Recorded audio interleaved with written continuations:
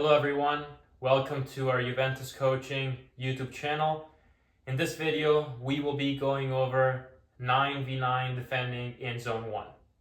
Before we go over some of the tactical principles, we want to make sure we emphasize an overall concept, which is that we don't want to instill our players with an overpowering fear of always having to mark and be dragged all over the pitch when we defend in Zone 1. We want to make sure we are coaching with zonal defensive principles. And zonal defending has the ball and the goal as the two main pillars, as the two main references. So the players learn how to defend by always knowing we have to defend the ball and we have to protect the goal. Those two concepts have to be the main principles that guide the way that we defend in our own defensive third. So now let's take a look at tactically how that might look on the board. Whenever we are off the ball, we always need to establish the first defender. And our players need to know what that means in terms of the responsibilities of that player, but also being able to recognize who is the first defender in any situation. The first defender is the player that is closest to the opponent in possession of the ball. So in this case on the board, we are in blue with the 2-4-1-1 formation against red. If this red player is in possession of the ball, our first defender would be the wing back on the right side. And the first defender has a very specific role when we defend. They have to pressure, deny, and delay. So any first defender closest to the ball, they need to apply pressure on the ball. They need to deny any potential shot. If the player in possession of the ball is here, in a dangerous position, first defender needs to deny the shot. They need to deny potential passes or take away potential options from the player in possession depending on how they shape their body. And they also need to make sure they delay the attack, they don't lunge or dive in right away just to get dribbled. After the role of the first defender, we go into the concept of pressure and cover. Ball is again over there. First defender goes to pressure. We need to establish a line of cover. Meaning we need to have players in cover position. A defender is in a cover position when he or she is in a position to intervene in case the first defender gets dribbled. So these two players right now, for example, these two center mids, they are not in a position to cover because if the wing back gets dribbled, they're nowhere near close to be able to intervene. If they shift on this side, now they are in position to cover. This player gets dribbled. The defender in the cover position is able to intervene. This, of course, doesn't need to necessarily apply in midfield. It can also apply in defense. Now, why did we call that a line of cover? Because we want to establish the cover in a straight line. First defender, line of cover, flat. That becomes really important in the last line of defending when we want to play the offside. Let us imagine that this player is dribbling further up the field and these three players are defending. Now, if the line of cover is staggered, we are offering many opportunities for diagonal runs. This red attacker makes a diagonal run, slips the ball in behind, goal. Again, the line that is staggered offers a lot of opportunities for a diagonal attacking run. If the line of cover is flat, it becomes harder for these attackers to perform that diagonal run we just showed. Right here, they're offside. But again, that depends if our defenders are able to create that line of cover in a flat line. Same thing can happen when the player in possession is in the center. First defender, line of cover is flat. So there's always a first defender and a line of cover that is flat.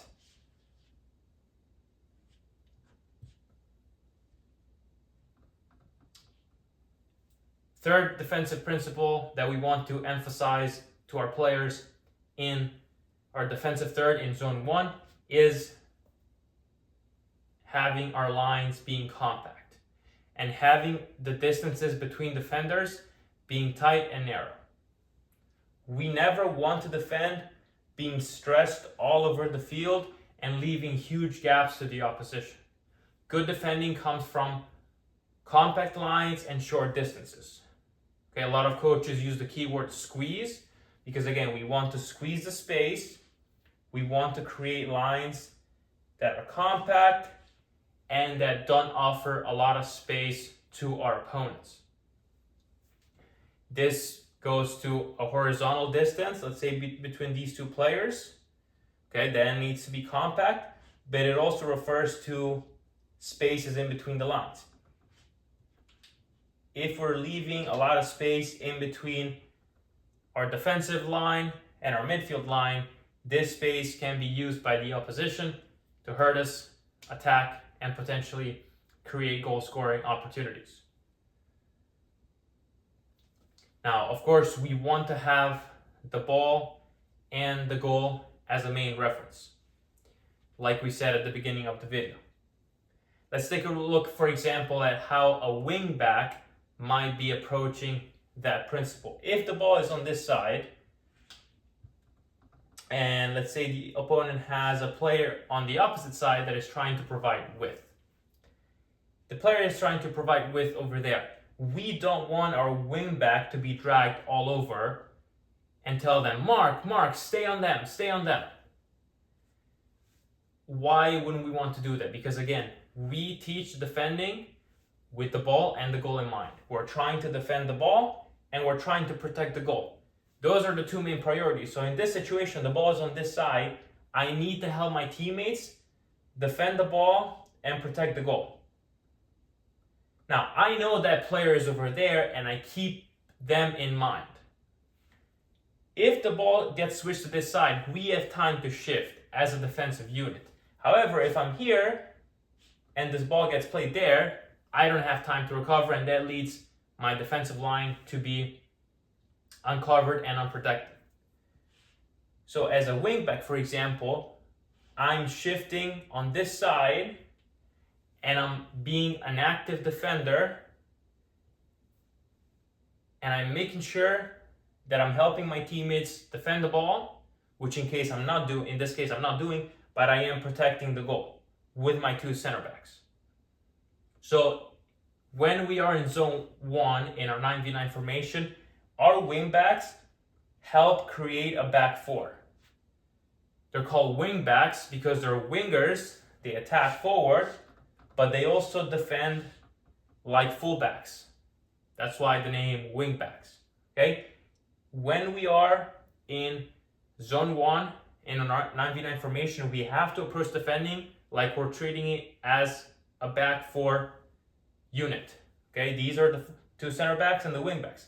Now the ball's on this side. Of course, this player might be the first defender, and here is our line of cover. Same thing on the other side.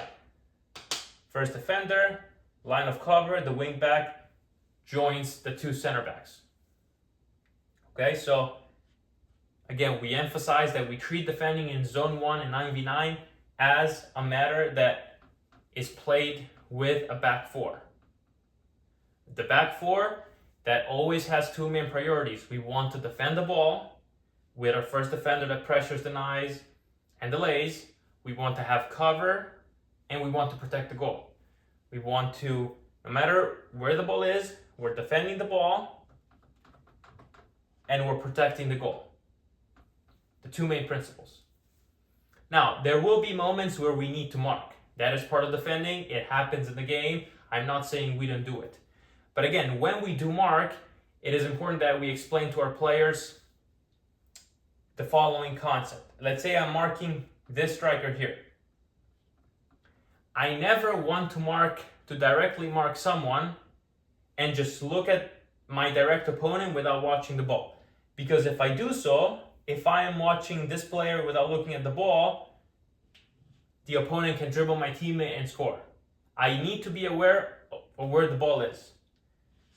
Inversely, I also do not want to mark my direct opponent without knowing where they are. I don't want to be facing the ball without knowing where this player is. Again, ball in behind, they score. So the solution when we do need to mark in our final third is to be in line and be positioned in a way where I can see the ball and I can see my direct opponent. If I'm able to see both, I am able to effectively mark someone and be in a good position to intervene. So again, I might be here. I'm in a good line that connects the ball and the goal. I have visual on my opponent. I might be tight to them. I might give them some space, but I can see them and I can see the ball. If I can see the ball and my direct opponent, I'm in a good position to mark. So I need to make sure both ball and direct opponent are visual to me. I need to have those two references when I mark directly in zone 1. Last concept that we will review today for 9v9 defending is reading the ball and having our back line being able to read cues to move up or move down or position themselves in different parts of the field. We're going to call it open ball or closed ball. Some coaches also refer to it as playable ball or unplayable ball. A playable ball or open ball is a ball where the opponent is in possession and has the ability to dribble or play forward.